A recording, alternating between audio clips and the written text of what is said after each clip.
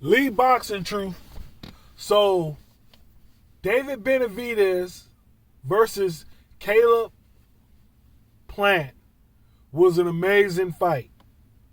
You had two warriors out there showing everybody what boxing is about. Putting their egos aside, getting together, giving the fans what they want. Even though Benavidez was the winner, Caleb won too. Because he won the respect of fans that were his fans and fans that were Benavidez fans. Because he stood there and he fought. He didn't look for it out. He kept fighting. And that's what we need. I mean, I know, of course, he clinched a couple of, not a couple of times, but a good amount of times. But he showed that, hey, I'm willing to fight the best. He fought Canelo. He fought Benavidez.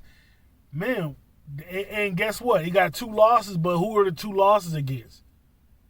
They're against opponents that are worthy of getting losses against. That nobody's going to look down at you and say you're a bum. Because they know you're not. And I like the fact that Benavidez gave Caleb his respect and his respect after the fight. Because he knows that Caleb Plant is one of the best out there. With that being said, Benavidez is the Mexican monster. It was like, wow, when I heard his name being announced and him saying the Mexican monster, I said, man, and this guy is legit because he didn't come up with that name. Mike Tyson gave him that name. And when Mike Tyson gives you a name, you pretty much need to go ahead and stick with that name that he gave you. And like I said, 2023, man, this year is already being like one of the best boxing years that I've seen in a while. And I hope this motivates a lot more people. I hope Jamal Charlo gets in there and fights at 168, fights a top 10 prospect, just in case Canelo says he doesn't want to fight Benavidez. Okay, it's okay. You don't want to fight Benavidez? Well, we still got Jamal. If Jamal can get past a 168-pounder. And guess what? People are going to want to see that.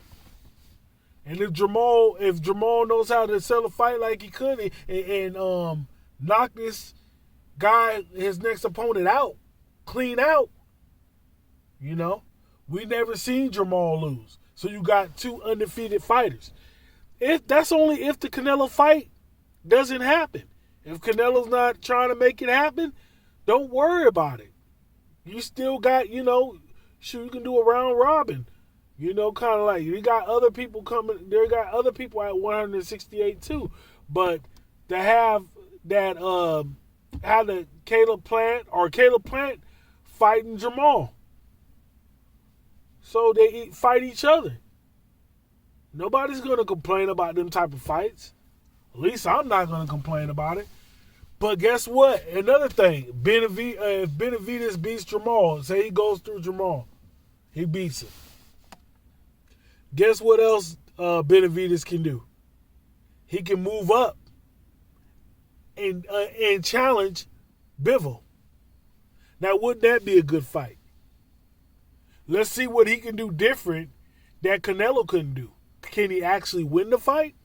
And if he wins the fight, does that put more pressure on Canelo and raises Benavidez' stock?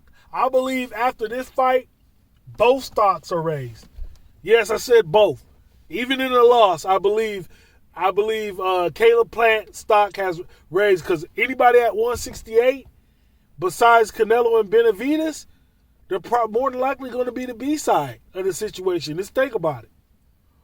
Who else is going to draw more of a crowd besides Benavidez and Canelo than Caleb? Jamal doesn't have that fan base. Caleb does because he done gathered little bit fans from Benavidez, little bit fans from Canelo, just because of showing your heart and showing that you're willing to go on your shield if need be. This was a great fight. Yeah, people had to pay pay-per-view money to see it, but guess what? You got to see a great fight between two top elite 168 pounders. And that's what we need in boxing. More of these type of fights. Lee's Boxing Truth. Like, comment, and please subscribe and tell a friend to subscribe.